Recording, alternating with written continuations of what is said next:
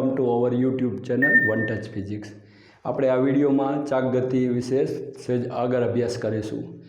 આપણે ગયા વિડીયોમાં આપણે જોયું આગળના વિડીયોમાં કે કણોના તંત્રનું દ્રવ્યમાન કેન્દ્ર, દળ પદાર્થનું દ્રવ્યમાન કેન્દ્ર, એની અંદર દળ પદાર્થ કે કણોનું તંત્ર સ્થિર હતું। હવે જો કણોનું તંત્ર કે દળ પદાર્થ ગતિ કરતો હોય તો એનું દ્રવ્યમાન કેન્દ્ર પણ ગતિ કરતું હોય, તો એને વેગ પણ હોય અને પ્રવેગ હોય। એટલે કે દ્રવ્યમાન કેન્દ્રનો વેગ અને દ્રવ્યમાન કેન્દ્રનો પ્રવેગના સૂત્ર તારવશું અને એને માટે ન્યૂટનનો આપણે બીજો નિયમ લઈશું। તો અહીંયા પ્રશ્ન પણ આપેલો છે, જે તમે થિયરીમાં કોઈ પણ પ્રશ્ન પરીક્ષામાં પૂછાય એવી રીતનો પ્રશ્ન આપેલો છે, તો તમે નોટબુક લઈ અને આ થિયરીને તમે લખી શકો છો।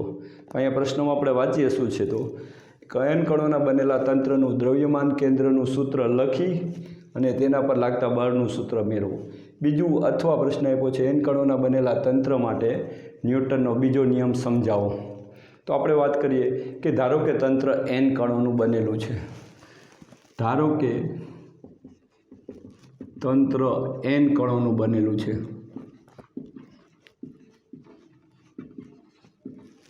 અને તેનો દ્રવ્યમાન કેન્દ્રનો સ્થાન સદિશ, તેના દ્રવ્યમાન કેન્દ્રનો સ્થાન સદિશ, તો આપણી પાસે સૂત્ર આવેલું છે RCM બરાબર M1 આપણે M1 R1 વત્તા M2 R2 વત્તા MN RN છેદમાં M1 વત્તા M2 વત્તા MN। એટલે અહીં આપણે વાત કરી કે કણ 1નું દળ અને એનો સ્થાન સદિશ, કણ 2નું દળ અને એનો સ્થાન સદિશ, એવી રીતે અહીંયા nમા નંબરનો કણ અને એનું દળ અને એનો સ્થાન સદિશ, અને નીચે આ રીતે સરવાળો। તો આપણે જાણીએ છીએ કે આના બરાબર શું થાય, પરંતુ આપણે વાત કરી દઈએ કે M1 વત્તા M2 વત્તા MN એટલે કે બધા જ n કણોનો કુલ દળ, એટલે કે તંત્રનું દળ, અને આપણે એને કેપિટલ M કહીએ છીએ, એટલે તંત્રનું દળ।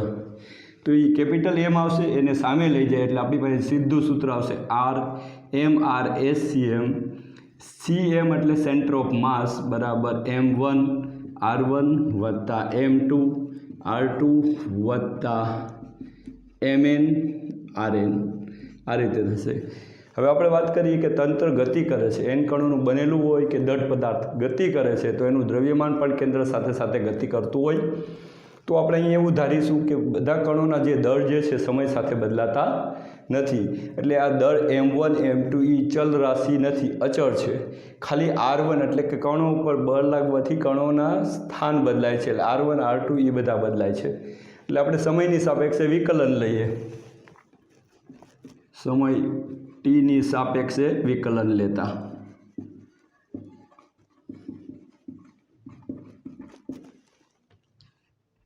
d/dt MRCM બરાબર, હવે જો અહીંયા M આગળ લઈ શકાય એટલે અહીંયા પણ આપણે M1 d/dt R1 વત્તા M2 d/dt R2 વત્તા MN d/dt RN। હવે આને આપણે એમ આચર લે એટલે આ થયું દ્રવ્યમાન કેન્દ્ર પણ ગતિ કરે છે, એટલે સ્થળાંતરનું સમયની સાપેક્ષે વિકલન એટલે વેગ આપે, એટલે આપણે MVCM બરાબર M1 V1 વત્તા M2 V2 વત્તા MN VN આ રીતે કહીશું। જ્યાં V1 શું છે, તો કે જ્યાં VCM દ્રવ્યમાન કેન્દ્રનો સ્થાન સદિશ, અને આપણે અહીંયા આગળ વાત કરી દઈએ, આમ બધું વચગાળાનું લખીશું। V1 તો કે કણ 1નો વેગ અને એના બરાબર લખાય dR1/dt, અહીંયા સદિશ દોર્યો છે એટલે અહીંયા સદિશ લઈશું। એવી રીતે V2 તો કે કણ આ 1નો છે, કણ 2નો વેગ, એવી રીતે VN n નંબરના કણનો વેગ, n નંબરના કણનો વેગ, આ રીતે આપણે લખી શકીએ। હવે આપણે આગળ વાત કરીએ કે ફરીથી સમયની સાપેક્ષે વિકલન કરીએ, ફરીથી સમયની સાપેક્ષે વિકલન કરતા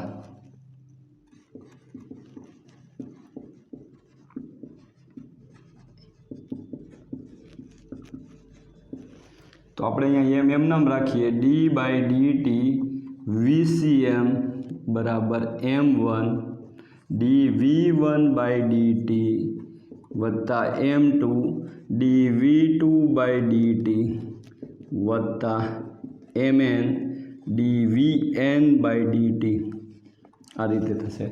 હવે આપણે શીખી ગયા છીએ કે વેગના ફેરફારનો સમય દર એટલે પ્રવેગ આપે। અહીંયા દ્રવ્યમાન કેન્દ્રના વેગના ફેરફારનો સમય દર છે એટલે દ્રવ્યમાન કેન્દ્રનો પ્રવેગ આવશે। એટલે આપણે લખશું MACM બરાબર m1 A1 m2 A2 વત્તા mn an।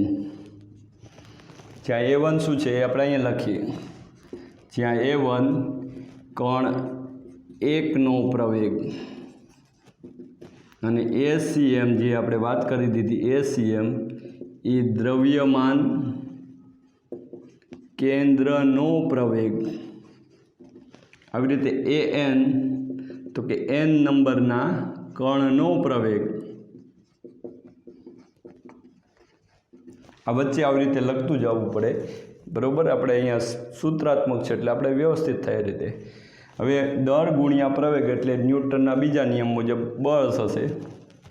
તો આપણે અહીંયા F1 કહીશું, F2 વત્તા Fn। તો F1 શું છે, જ્યાં F1 તો કે કણ એક પર લાગતું પરિણામી બાહ્ય બળ।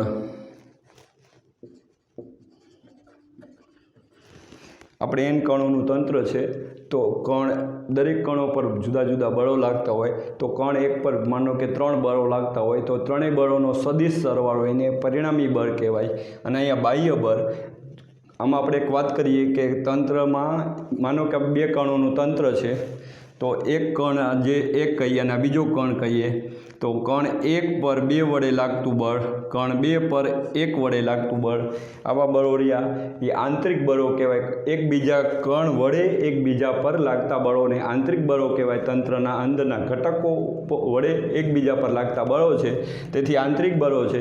એટલે એ બળોનો આપણે આમ જોઈએ તો સદિશ સરવાળો શૂન્ય થાય। એટલે આંતરિક બળો હંમેશા દ્રવ્યમાન કેન્દ્રને અસર કરતા હોય રીતે લાગતા હોય જોડના, એટલે પરિણામી આંતરિક બળ તો શૂન્ય થાય। એટલે માત્ર આપણે અહીંયા બાહ્ય બળ લીધું છે એટલે અહીંયા સીધું આપણે લખી નાખ્યું F સદિશ। તો બધા જ બાહ્ય બળો જે દરેક કણ પર લાગતા બાહ્ય બળોનો સદિશ સરવાળો એટલે પરિણામી બાહ્ય બળ થશે। તો આ થયું આપણી પાસે પરિણામી બાહ્ય બળ।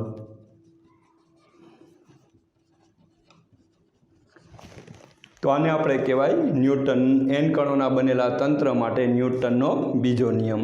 અહીંયા હજી આપણે ખાસ ધ્યાન રાખશું કે અહીંયા જે F આપેલું છે પરિણામી બાહ્ય બળ છે, અહીંયા F1 F2 Fn છે એ પણ F1 એટલે 1 નંબરના કણ પર લાગતા બધા જ બાહ્ય બળોનો સદિશ સરવાળો એટલે કે પરિણામી બાહ્ય બળ છે। એક કણ બીજા કણ પર આવી રીતે લાગતા બાહ્ય બળો, અંદરના બળો, પરસ્પર બળો એ આંતરિક બળો ગણાય અને આંતરિક બળોનો સદિશ સરવાળો શૂન્ય થાય, કારણ કે દ્રવ્યમાન કેન્દ્રની દિશામાં જ લાગતા હોય એટલે એનો પરિણામી જોડનો સરવાળો શૂન્ય થાય। એટલે અહીંયા આંતરિક બળો આપણે ગણતરીમાં લેવાના હોતા નથી। તો અહીંયા આપણે n કણોના બનેલા તંત્ર માટે કેવી રીતે બાહ્ય બળ લાગે એનું આપણે સૂત્ર તાર્યું અને અથવા તો આપણે એમ કહી શકાય ન્યૂટનનો બીજો નિયમ પણ સમજાયો। હવે આપણે n કણોના બનેલા તંત્રના દ્રવ્યમાન કેન્દ્રનું સ્થાન સદિશનું સૂત્ર લખી અને તેના પરથી તેનું રેખીય વેગમાન, કુલ રેખીય વેગમાનનું સૂત્ર તારવશું અને સાથે સાથે રેખીય વેગમાન સંરક્ષણનો નિયમ સમજાવીશું। તો ચલો આપણે જોઈએ પહેલાં શું છે। તો અહીં આપણે વાત કરી છે રેખીય વેગમાન જેટલું હોય છે એવું પણ બતાવ્યું છે કે તંત્રનું કુલ રેખીય વેગમાન કોના બરાબર હોય તો કે દ્રવ્યમાન કેન્દ્રનો વેગ અને કુલ દ્રવ્યમાનના ગુણાકાર, એ પણ આપણે દર્શાવવાનું। તો અહીંયા 3 પ્રશ્નો છે, એક આ પ્રશ્ન છે, બીજો આ પ્રશ્ન છે અને ત્રીજો રેખીય વેગમાન સંરક્ષણ સમજાવવાનું। એવી રીતે 3 પ્રશ્નો છે, તમારે થિયરીમાં લખવાના આવે તો તમે આ રીતે તમે નોટ કરી શકો છો। તો ધારો કે આપણી પાસે તંત્ર n કણોનું બનેલું છે, ધારો કે તંત્ર n કણોનું બનેલું છે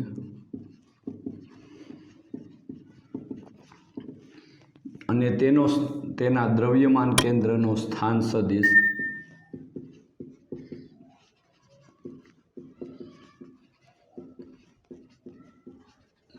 એટલે કે દ્રવ્યમાન કેન્દ્ર, એને આપણે નામ આપશું RCM. અહીંયા આપણે કેપિટલ આર રાખીએ, ચાલો ટેક્સ્ટ બુકમાં હશે તો કેપિટલ એટલે RCM રાખીએ. તો આપણી પાસે સૂત્ર આવશે RCM બરાબર M1 R1 plus M2 R2 plus MN RN છેદમાં M1 plus M2 plus MN. હવે અહીંયા દરેક કણોના દળનો સરવાળો કરીએ તો તંત્રનું કુલ દળ થાય અને આપણે કેપિટલ Mથી દર્શાવીએ છીએ. એટલે ફરીથી આપણે લખશું RCM બરાબર M1 R1 plus M2 R2 plus MN RN અને આ જે છેદમાં કેપિટલ M આવશે એ સામે લઈ ગયા એટલે આપણે અહીંયા કેપિટલ M અહીં લીધું, જ્યાં M બરાબર તંત્રનું કુલ દળ અને એના બરાબર લખાય M1 plus M2 plus MN. હવે જો તંત્ર ગતિ કરતું હોય તો તંત્રના દરેક કણો ગતિ કરતા હોય, દરેક કણોને વેગ હોય, સાથે સાથે એના દ્રવ્યમાન કેન્દ્રને પણ વેગ હોય. તેથી આપણે સમયની સાપેક્ષે વિકલન લેશું. સમય ટીની સાપેક્ષે વિકલન લેતા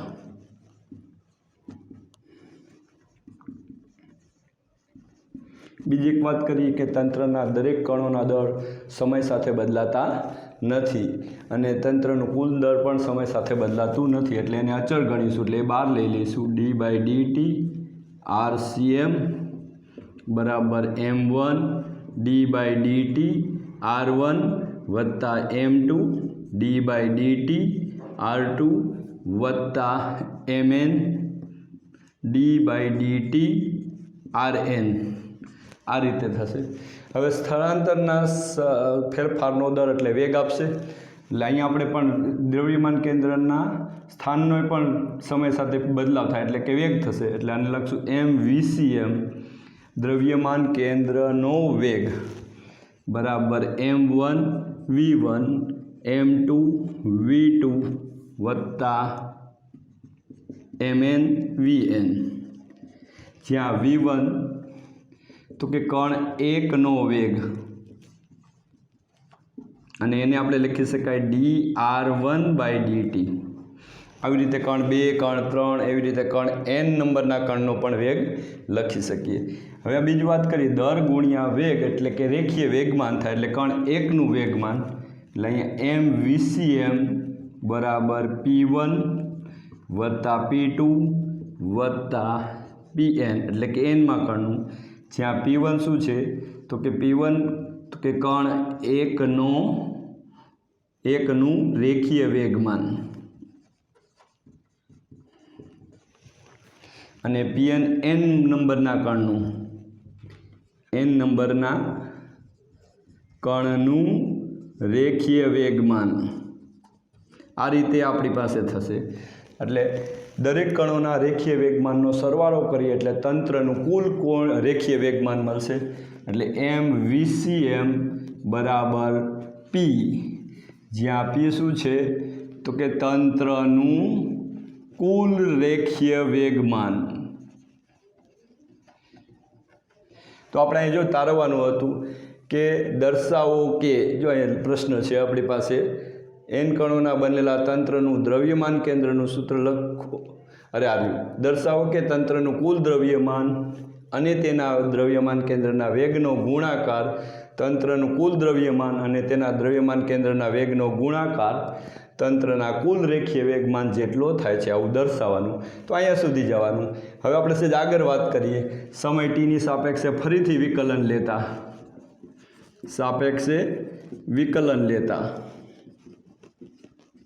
એટલે આપણી પાસે આનું વિકલન આવશે M dVCM/dt બરાબર dP/dt. આ રીતે થશે. હવે દ્રવ્યમાન કેન્દ્ર પણ સમય સાથે એનો વેગ પણ સમય સાથે બદલાય છે એટલે એનો પ્રવેગ થશે. એટલે આપણે અહીં લખશું MACM ACM એટલે centre of mass, acceleration of centre of માસ એટલે દ્રવ્યમાન કેન્દ્રનો પ્રવેગ બરાબર dp/dt અને દળ ગુણ્યા પ્રવેગ એટલે થશે બળ એટલે F, અને આપણે વાત થઈ હતી કે F એક્સટર્નલ એટલે કે બાહ્ય બળ હશે. દરેક કણો પર લાગતા બાહ્ય બળોનો સદિશ સરવાળો એટલે કે કણ 1 પર લાગતું બાહ્ય બળ F1, કણ 2 પર લાગતું પરિણામી બાહ્ય બળ F2, એવા F1 F2 dash dash dash Fn સુધીના સરવાળો કરીએ એટલે આપણને ટોટલ બળ મળશે F એક્સટર્નલ બરાબર dp/dt. આ રીતે થશે. હવે આપણે વાત કરી કે જો કુલ બાહ્ય બળ શૂન્ય હોય એટલે કે F એક્સટર્નલ શૂન્ય હોય, જો F એક્સટર્નલ શૂન્ય હોય તો આ શું થશે? તો આવું લખાશે કે dp/dt બરાબર 0. અને વિકલનની ભાષામાં ખબર છે કે અચળનું વિકલન શૂન્ય થાય એટલે એનો અર્થ એમ થયો કે P જે છે અચળ રહે છે. એટલે કે જો તંત્ર પર કુલ બાહ્ય બળ લાગતું ન હોય એટલે કે તંત્ર પર લાગતા પરિણામી બાહ્ય બળ શૂન્ય હોય તો તંત્રનું રેખીય વેગમાન અચળ રહે છે, અને રેખીય વેગમાન P અચળ રહે છે તો તંત્રનું દળ પણ અચળ જ હોય એટલે કે વેગ પણ અચળ રહેશે. એટલે આની પર આગળ આપણે વાત કરી શકીએ કે VCM પણ અચળ રહે. અને સાથે સાથે જો બાહ્ય બળ શૂન્ય હોય, F એક્સટર્નલ શૂન્ય હોય એટલે કે આ શૂન્ય હોય તો દળ કઈ દિવસ શૂન્ય હોય નહીં, તેથી તેનો દ્રવ્યમાન કેન્દ્રનો પ્રવેગ પણ શૂન્ય હશે. ACM બરાબર 0.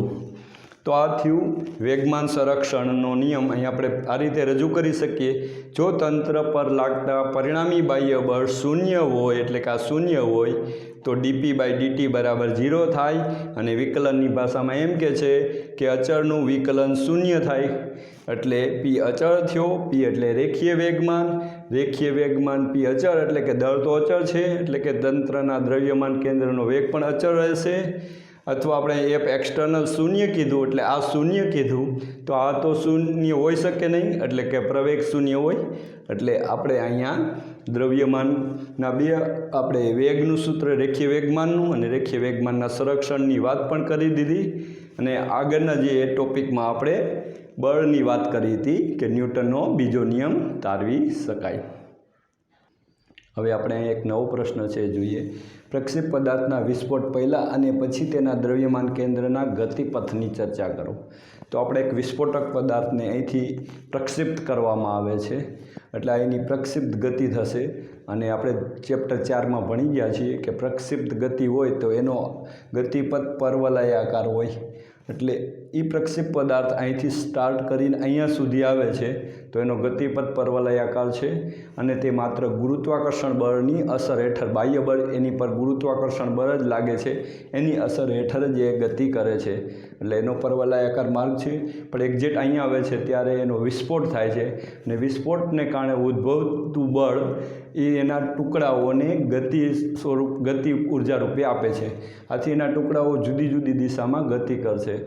એટલે અહીંયા પછી એના ટુકડાઓ એવી દિશામાં ગતિ કરશે કે ટુકડાઓના કારણે ટુકડાઓનાથી બનતા તંત્રનું દ્રવ્યમાન કેન્દ્ર વિસ્ફોટ પહેલાં જે એનો ગતિમાર્ગ હતો એના પર જ ગતિ કરશે.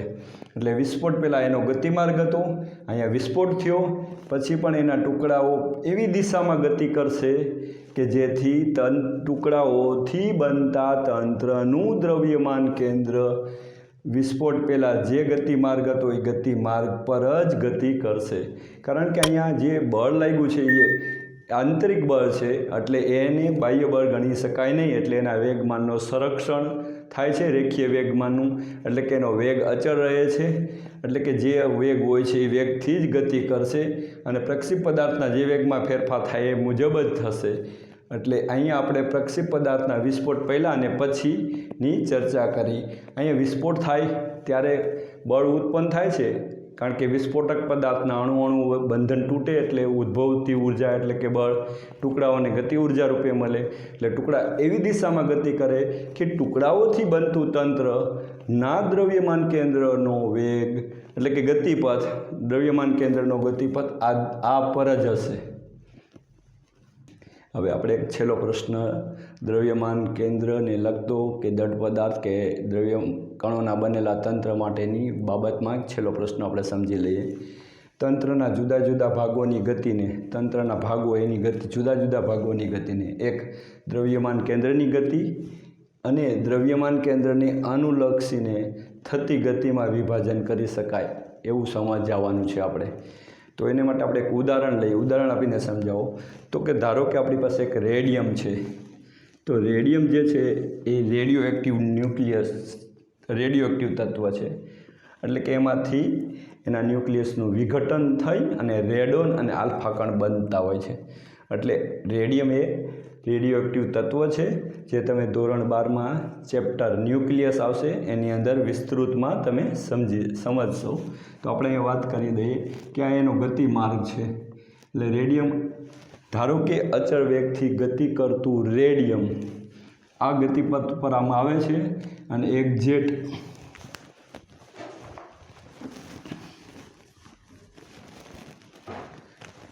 ધારો કે અચળ વેગથી ગતિ કરતું આ ગતિ માર્ગ પર આવે છે અને અહીંયા આવે છે રેડિયમ, ત્યારે રેડિયમનું ક્ષય થાય છે, એટલે કે વિઘટન થાય છે, એક રેડોનમાં અને બીજું આલ્ફા કણમાં.